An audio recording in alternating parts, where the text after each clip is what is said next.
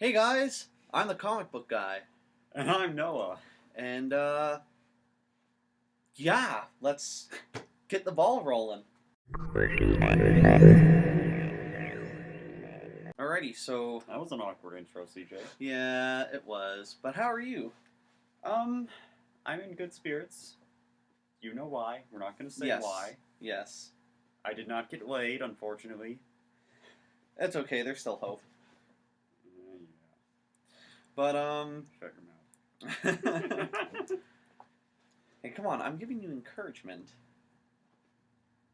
It sounds more like sarcasm to me. No, if it was sarcasm, you would know. Everyone would know. But anyways, so what do you have today? I have some very special comics. One in particular that I think is the best pick of the week, personally. Eastman of Laird's Teenage Mutant Ninja Turtles, Color Classics number 3, Volume 2. Very nice. And G.I. Joe number 12. I haven't bought a G.I. Joe comic in ages, so, I figured I'm at the store, I might as well. Awesome. And what did you got? Let me guess. X-Men? Amazing X-Men, number 3, and it is a huge improvement from number 2, but we'll get more into that later. For one thing, they can spell again. Yes. Or they weren't having spell check. Yes, they turned spell check on. On Earth 2, Knew it. this is issue 19, and the 3 of 4 parts for the whole apocalypse / war story arc that's going on. And that one will blow your mind, but we'll get into more on that later. However, before we start reviews, there is one thing I do want to mention first. So, for those of you who regularly watch the show here, some of you may know that recently my computer crashed and we lost a whole bunch of files. I have since then recovered roughly about 90% of those files, which is good. So, there will be a new episode for a History of Comic Heroes this weekend. So yeah, look forward to that. And I guess let's get on with the reviews. So which one do you want to do first? The other 10% are still in digital health somewhere. Yeah. I'm going to start with... Well, I thought you were going to start with X-Men. Oh, okay. Well, let's do some Amazing X-Men then. You're getting the order already, and you say I screw up. Technically, it's not a screw up. That's me being polite. But anyways, so Amazing X-Men number 3. Nightcrawler was actually in this for more than one goddamn page, which is good. In fact, he was in there for about half the book this time. So I'm really excited for that. Beast. Something happens to Beast. I'm not going to tell you guys what because that's a huge plot point. But on that alone, I would recommend going to pick this up. And it looks like when Nightcrawler eventually does get out of heaven or hell or wherever he is now, because he's moved places, because it will eventually happen, he will eventually be brought back to life. It looks like him and Storm are going to get it on. Well, she's already slept with Black Panther, Wolverine in several different timelines, so I think she's into animalistic dudes. Or maybe she just likes hairy guys, in which case, Halle Berry, look me up. She's not Storm, she only played her on TV. It's close enough. Anyways. Oh, it's better than Catwoman. Oh, God, don't get me started on that film. I'm sorry. But yeah, overall, very good issue. You know what? I'd actually go so far as to say that this was the best issue they've had so far, anyways, because we are only 3 issues in, and I do want to give it a chance. So with this, I have to say, go pick it up. Even if you're like busy reading something else right now, screw whatever the hell that is, unless if it happens to be this. But yeah, definitely go pick that up. So I guess with that being said, G.I. Joe or Ninja Turtles? I'll give you a hint. Teenage Mutant Ninja Turtles. Alrighty then. Teenage Mutant Ninja Turtles. They're not aliens. Screw you, Michael Bay. You know what? We should boycott Michael Bay's Ninja Turtles. Just stand outside KP Theater and protest. With picket signs and turtle costumes. That's what I'm gonna do. Okay, fine, but I call being the Shredder. When do you get to be? Fine, I'll be Michelangelo. Okay. Anyway, So TMNT Color Classics number 3 of Volume 2. It's a new year, so we're getting a new volume. Yay! In this issue, Casey Jones. And Very more. nice. Very nice. So it opens up, and the Turtles and Casey are at a comic book shop. Fittingly enough, Okay. I did not plan this, I swear. Okay. So apparently Noah has something to do with the planning of the Ninja Turtles comics, everyone. Okay. Well, this story was written in the 80s before I was born, so I couldn't have been involved. Time travel. Shh, no one's supposed to know about the TARDIS in my garage. Anyways, I borrowed it from him. thanks. Now everyone's gonna want to ride on the TARDIS. Well, you know, it's a cool ride. Anyways, so they're in a comic book shop, and I just want to mention this. Outside the comic book shop, in the first panel, we see there's a movie theater playing a movie called Vampire Dinosaurs from Hell. And I'm like, only the 80s would do that. Yeah. I mean, that's the decade that gave us Attack of the Killer Tomatoes. Oh so. God. And Killer Clowns from Outer Space, Silent Night, Deadly Night. Do you want me to keep going? No, you can stop now. So they're in a comic shop looking through back issues, quarter bins, you know, that kind of stuff. I do it all the time because I'm a cheap bastard. Forgive my language, but I am. Yeah. And all of a sudden, these things that look like top of Krang's head, put in a dome robot body with arms and legs, burst into the shop and start attacking the owner. And then the Turtles jump into action with Casey and start bashing heads. And also, the dude in the Metallica shirt turns into a strange, horned, big-haired guy. You know what? I have nothing. I have nothing. His name is Metalhead, and the owner's name is actually Stainless Steve Steele. And it turns out they are both members of the old Justice Force. And that's not Oh, I thought you were going to say old rock and roll band, but okay. Well, you know, who knows? Wait, Justice Force? Are they ripping off Justice League? Well, you gotta keep in mind, Eastman and Laird were big fans of comic books, so it only makes sense that they'd make an homage to DC's greatest superhero team. And besides, in the background of the comic shop, we see issues of Avengers, Daredevil, Batman, and other comics. Alright, anyways. Well, they made a whole character dedicated to Jack Kirby, so yeah. Very nice. Anyways, so it turns out that Stainless Steve Steele and Metalhead are being attacked by their old enemy, Domehead. Or no, wait, Dr. Dome. Not Dr. Doom, Dr. Dome. Okay. We're not getting sued. Copyright.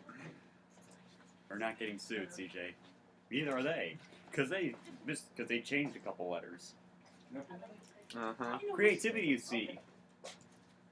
Anyway, so it turns out Dr. Dome is attacking the other members of the Justice Force, which includes Zippy, who's basically the Flash in a wheelchair, some stretching guy who's basically, you know, Yeah.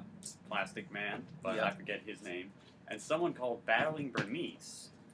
And it turns out as soon as they all show up at Stainless Steel Steve's house for a get-together, the Dome brain things show up again, and then Dr. Dome shows up in a giant battle mech. It's called the Domoid. Okay, sure. Anyways, this is a really good issue, so I'd say go out and buy it now. It gets the Noah Carson seal of approval. Alrighty then, so Earth 2? Earth 2! Earth 2, alright. Oh, hey, is that Batman on the cover? Yes, that is Batman on the cover. I knew So, this book That's why you picked it up, isn't it? blew my mind. No, actually, I just like the Justice Society. But anyways, so this book blew my mind. So first off, for those of you who may have missed the previous issue, the world is still under attack by Apocalypse and his army. Superman is still evil. Yes, that's right, Superman is evil. Injustice. Yeah, and Lois is now the Red Tornado. Jimmy Olsen is a combination between a kid and Brainiac, except he's not evil. And Aquaman's wife shows up, even though Aquaman and apparently all the Atlanteans are supposed to be dead now. Continuity, who cares? Yep, We're but- DC. pretty much. But anyways, so this book was very enjoyable. We get to search around more of the World Army's underground headquarters, where Batman and friends discover another Kryptonian, and this one's black. So I guess we're going to be getting a black Superman pretty soon. DC, we're so diverse. Yep.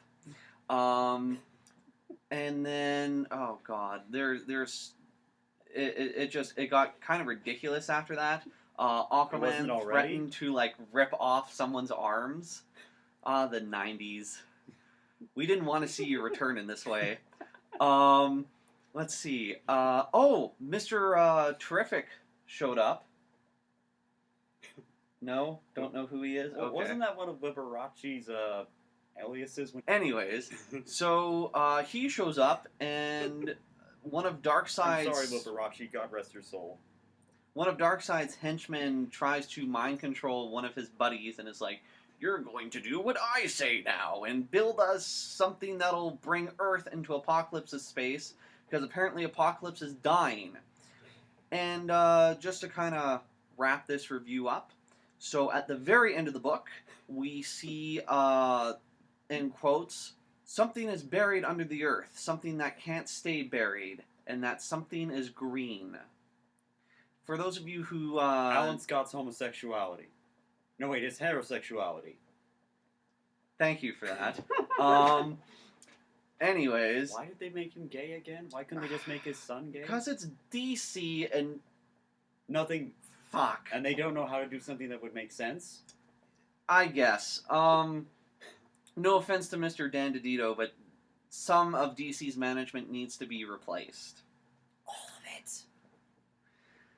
Except for Jim Lee. That guy's cool. No, it's actually kind of Jim Lee's fault that this thing exists. But he made Wildcats. Oh, wait. That was a crappy book. Anyways, so overall, awesome book. Definitely go pick it up.